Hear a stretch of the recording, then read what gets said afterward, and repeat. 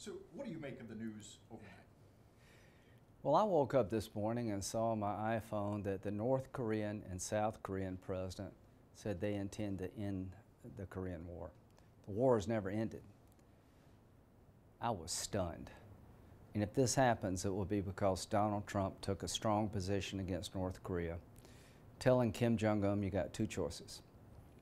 Be a better neighbor, or we will stop your program when it comes to threatening America.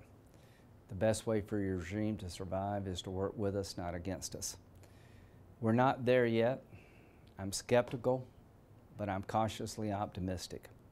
If we could end the Korean War, North Korea give up their nuclear program and be on the same footing as South Korea and Japan, it'll be the best thing for world peace since the collapse of the Soviet Union. This is a historic moment in the making. The fact that the two presidents announced that they wanted to end the war, I give President Trump a lot of credit. His maximum pressure, fire and fury rhetoric convinced North Korea and China that things had to change. We're not done yet, but this could be a historic moment. Why do you think he is deserving of the Nobel Peace Prize? Well, every president before Donald Trump dealt with the North Korean nuclear program badly. We put sanctions on, we relieved sanctions, we gave them food, they took the money and the food and kept building nuclear weapons. Donald Trump took a new position. He said, I will never allow you to develop an ICBM that can hit America with a nuclear weapon on top. You're going to have to give up that capability, and as a last resort, I'll go to war to stop you.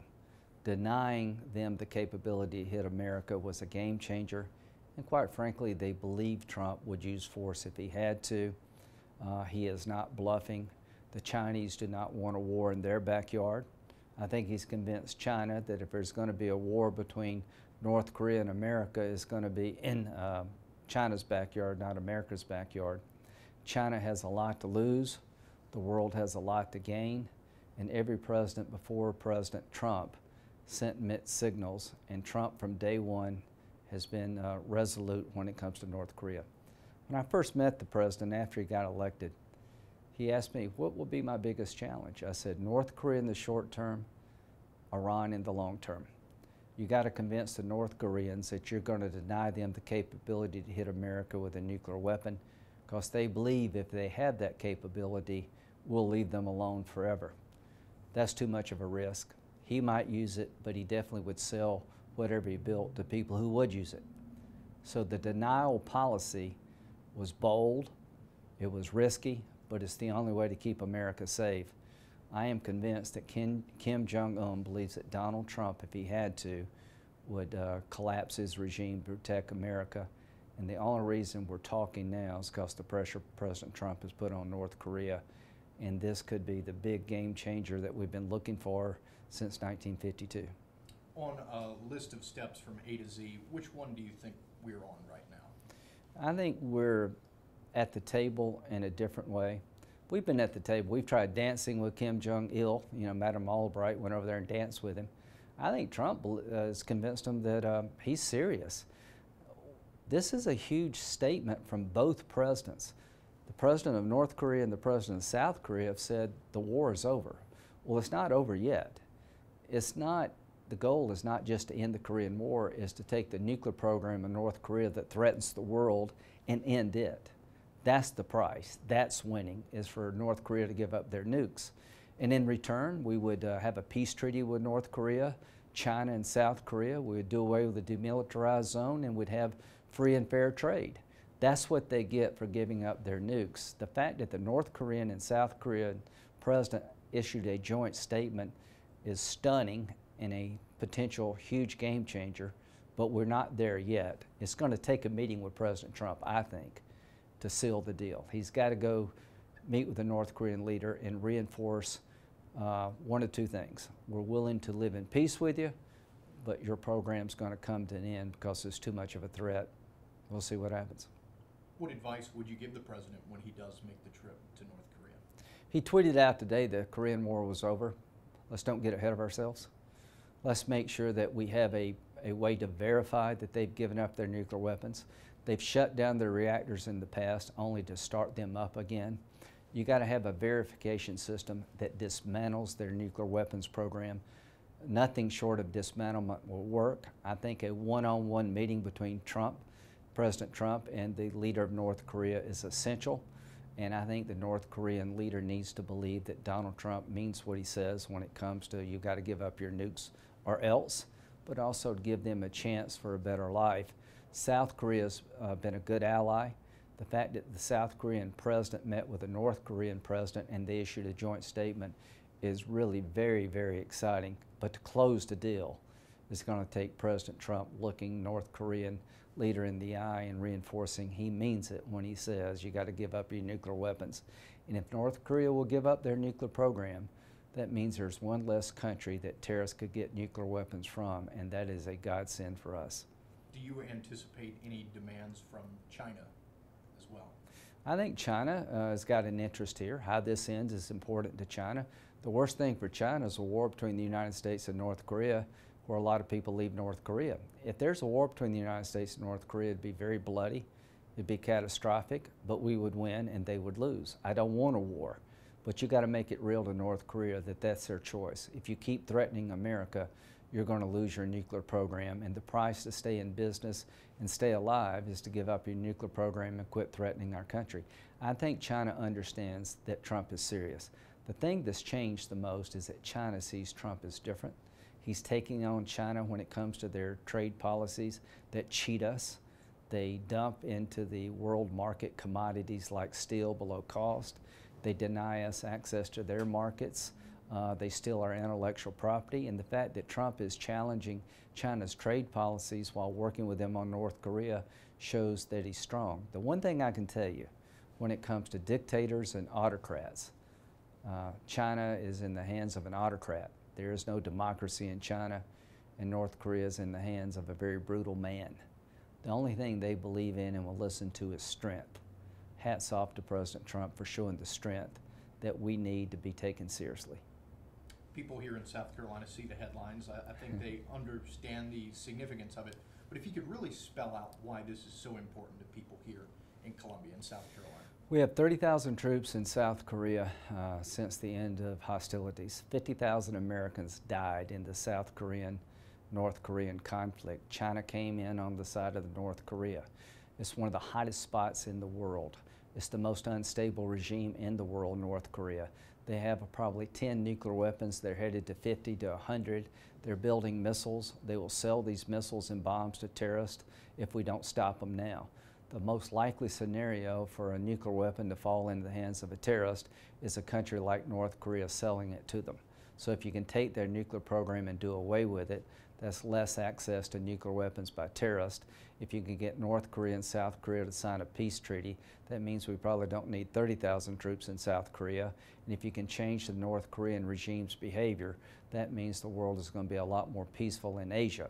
And if you can do something big with China, that means we have a better relationship to the people of South Carolina. This is a big deal. This is a game changer when it comes to Asia. It's a game changer when it comes to our national security. If we can get North Korea to give up their nuclear program and really mean it this time, then the world is a lot safer, and the one person who deserves the most of the credit would be President Trump. What does it mean for the people of Korea, both North and South? What does it mean for those people over there that this is going to finally come to some kind of conclusion?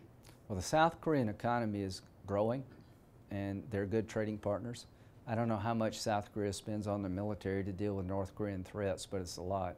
If you could bring about real peace, it would change the South Korean economy. They'd have to spend less on their military. They'd have more money to build up their economy. The average North Korean is about 3 inches shorter than the South Korean counterpart because they're starving to death. It could be a game change for the North Korean people where they'd have a better life. Over time, this brutal regime has got to change. And I think what Trump has told them is you got to change or you're going to pay a price. So from a South Korean perspective, it changes their economy, less threats to deal with, means we have a better trading partner. From North Korea's point of view, the people will have a chance to trade, not be sanctioned. Their quality of life goes up. And from a national security perspective, it means one of the biggest threats the world faces, a nuclear-armed North Korea, goes away. That is, to me, every bit as much as the Berlin Wall coming down, if not more. Would you like to make a diplomatic trip over there eventually when the time is right? I would give anything to be in the room with Donald Trump and the Rocket Man. I'd love to go. I've stood by the president on this. He's taken a beating for being bellicose and reckless, and I've stood with him every inch of the way. He's told me from the first time I met him, if I have to, I'll use weapons to stop a nuclear threat to the homeland. If I have to go to war to stop North Korea from having a nuclear weapon hit America, I will. I don't want to, but I will. I've told everybody that listens that I believe Donald Trump is 100% committed to using military force as a last resort to stop North Korean threats to our homeland. And I would love to see this thing end. We're not there yet. But all the people who criticized President Trump are the ones who created this problem. And my hat is off to him for being resolute, on message from day one. One of his problems, he bounces around and he changes topics and he has different positions at different times. With North Korea, he has not changed, he has not flinched. And what I would tell the president, when you come up with a good message, stay on message, and you act decisively, people respond to a strong America. One of the things that helped us in North Korea is that when Trump took the gloves off fighting ISIS, they saw a different Donald Trump, that Obama was no longer president, that Donald Trump was going after terrorists in a new way. And he's threatening to get out of the Iran nuclear deal because it's a bad deal. So North Korea believes that Donald Trump is different than Barack Obama. That is why we're going to have the best chance in my lifetime to end the Korean Wars because of the policies of President Trump. And yeah, I'd love to be part of it. I have talked extensively with President Trump about this. Every time we played golf, we talk about North Korea. I talk to him all the time. Talked to the White House this morning about it. We're not there yet, but there's a promise on the horizon. I mean, it seems like just yesterday there were alerts about them testing yet another missile, and then this so suddenly changes. We're not there yet, but what's different is that the South Korean president met with the North Korean president and they say they want to end the war. That has never happened. What's happened is that the West has engaged North Korea, where we'd relieve sanctions, give them food, and they'd stop their program only to start it back. But Donald Trump has done something big. I told him, Mr. President, go big. Not just ask them to give up their nuclear weapons program, which is essential, but try to end the Korean War. And here we are with the South Korean and the North Korean president shaking hands. Kim Jong Il walks into South Korea. They announce the end of the Korean War is imminent, and it's all due to American strength from strong, decisive leadership by President Trump, and Pompeo has been the real valuable player here. Mike Pompeo is the CIA director and now Secretary of State. I've talked to Mike about his visit to North Korea. He's the one that opened this up, but it would not have happened if North Korea did not believe that Donald Trump was serious. Quite frankly, North Korea is afraid of Donald Trump, and that's a good thing.